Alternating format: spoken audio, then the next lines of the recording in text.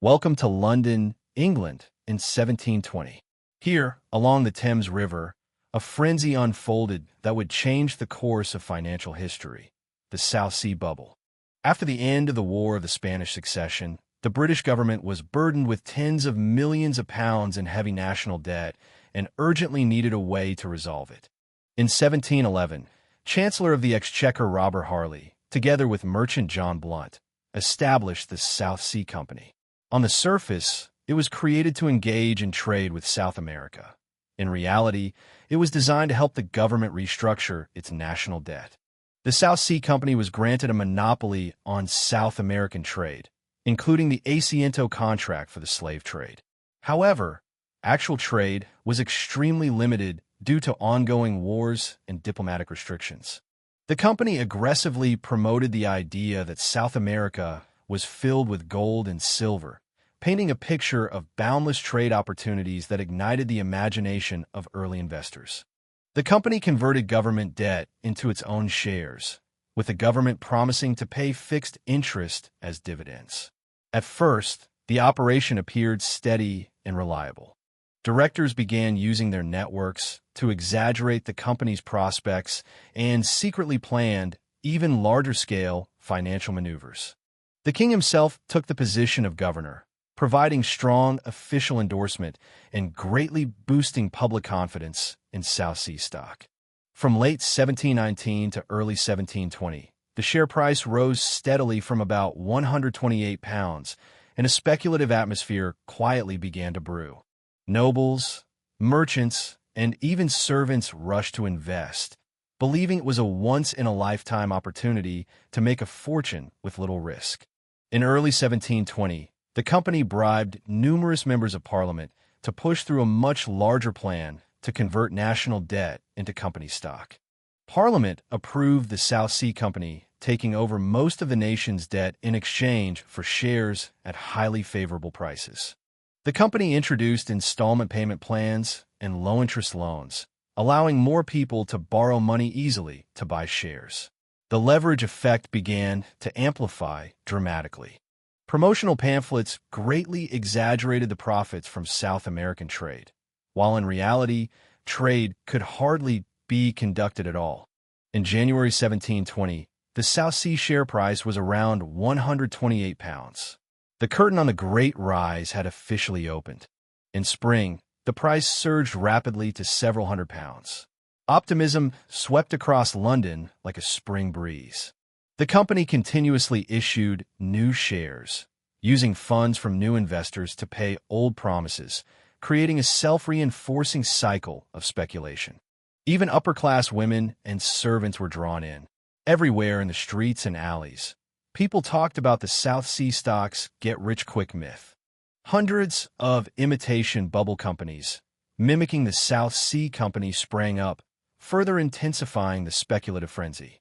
Directors received royal honors for their apparent achievements, and public confidence swelled even more. By April, the share price had reached £600. Stories of instant wealth spread everywhere in London. Coffee houses and exchanges became centers of speculation, where rumors, optimism, and greed intertwined. Large amounts of foreign capital flowed in from continental Europe, pushing the price even higher. Even the scientific genius Isaac Newton could not resist and invested in the stock. At its summer peak, the share price reached approximately £1,050. The entire nation fell into an unprecedented frenzy of speculation. It seemed as though everyone in the country was trading stocks, yet few paid attention to the fact that the company's actual trade was almost non-existent. To suppress competitors, the company pushed Parliament to pass the Bubble Act, which unexpectedly planted the seeds of panic. Although the act passed, short-term frenzy continued, and many people kept adding leverage to buy more shares. In reality, the Asiento slave trade was strictly restricted by Spain, and profits were far lower than advertised. The directors already knew deep down that the risks were enormous, but they continued to maintain high share prices to secure personal profits. On the surface, everything seemed calm, but hidden currents had begun to surge. A few people began to doubt and sell their shares. Rumors quietly spread among the elite. Foreign capital was the first to flow out on a large scale, triggering a chain reaction. In September, public confidence suddenly collapsed and the share price plummeted. Panic selling erupted across the board as everyone rushed to sell and protect themselves. By the end of September, the share price had been cut in half. Massive amounts of paper wealth evaporated instantly.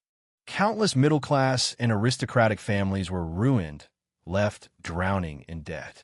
Related banks faced severe runs, and the financial system fell into turmoil. Sir Isaac Newton had made a small profit earlier, but then invested heavily again. In the end, he lost about £20,000. He lamented, "I can calculate the movement of the stars, but not the madness of men." By the end of the year, the share price had fallen back near its starting point. The South Sea bubble had completely burst. Parliament launched a formal investigation, exposing massive bribery and internal corruption. Key directors were arrested, and some of their assets were confiscated to compensate victims. Several high-ranking officials were forced to resign or were impeached due to corruption scandals, dramatically changing the political landscape. Whig politician Robert Walpole took the lead in managing the crisis aftermath, adjusting compensation plans to stabilize the market. Through parliamentary intervention, some investors received compensation, and financial order gradually recovered. Although the company did not collapse, its actual trading business had already ceased. Hundreds of bubble companies disappeared overnight, and the speculative fever completely subsided. Walpole rose to prominence through this crisis, and the Whig Party dominated British politics for a long time afterward. The word bubble became popular from then on, serving as a synonym for speculative mania. From its founding in 1711 to its collapse in 1720, the crisis reached its climax in just a few months, yet its impact was profound and far-reaching. In reality, the bubble was created jointly by company manipulation, bribery, and the public's herd mentality, not simply by mass madness. Installment payments and loans greatly amplified the losses, causing many people to go bankrupt because they could not repay their debts. Government endorsement and directors' manipulation were the core drivers behind the bubble's inflation. The company's trade was essentially a facade. Actual profits were extremely meager. Using funds from new share issuances to maintain dividend promises to old shareholders was a cycle that was doomed to be unsustainable. Bubbles often burst at the very moment when confidence begins to waver. The crisis affected all social classes, but the powerful and wealthy were often able to recover faster. The law originally intended to suppress competition instead accelerated the overall panic. Occurring at the same time as France's Mississippi bubble, this was one of the earliest prototypes of an international financial crisis. Even geniuses could not escape the human weaknesses of greed and herd behavior. The crisis management measures laid early foundations for modern financial regulation. New regulations required joint stock companies to obtain a royal charter, aiming to prevent similar frenzies from recurring. After the crisis, institutions like the Bank of England became even more important. The British stock market remained depressed for many years before investors gradually regained confidence. Speculative mania detached from fundamentals will always end in collapse. Although the South Sea Company continued to exist until 1853, it had long lost its former glory. The crisis changed Britain's political landscape. Today, we can still draw wisdom on risk control from the South Sea bubble. Greed is the fuel of bubbles. Fear is the catalyst of their bursting. Government endorsement accelerates bubbles and must also bear responsibility for the cleanup. The company's trade included the inhumane transportation of slaves. This was its dark side. Insider information advantage and public ignorance were important driving forces behind the bubble. This was a classic case of early capitalist speculation combined with government financing. The crisis caused unemployment and social discontent, but it also drove necessary reforms. Effective crisis management prevented a deeper economic collapse. Later historians regard the South Sea Bubble as a major milestone in financial history.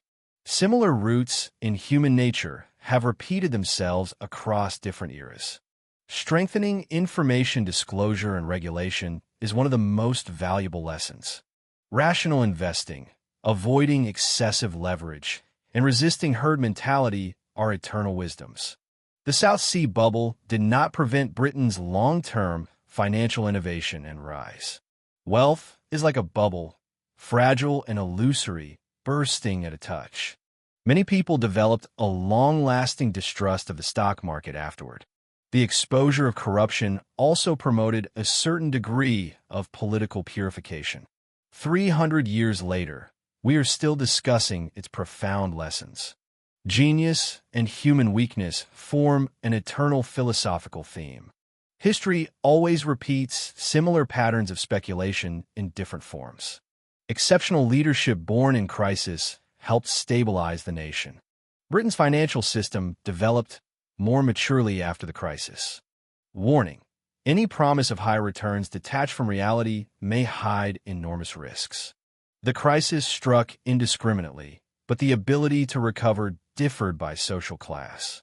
From glory to disillusionment, the company's fate encapsulated an entire era. It was the first clear demonstration of the international contagion of financial crises. This event has been repeatedly recorded and studied by later generations. New laws laid the foundation for the healthy development of future capital markets. The South Sea Bubble is an important lesson for us in understanding financial markets. Rationality and regulation must balance greed and fantasy. History is like a bright lamp, illuminating the path of future investment. After the crisis, Britain's financial system continued to flourish. Human greed is eternal, but institutions and rationality can restrain it. The South Sea Bubble reminds us, rationality, transparency, and effective regulation are the true foundation of financial markets. Thank you for watching.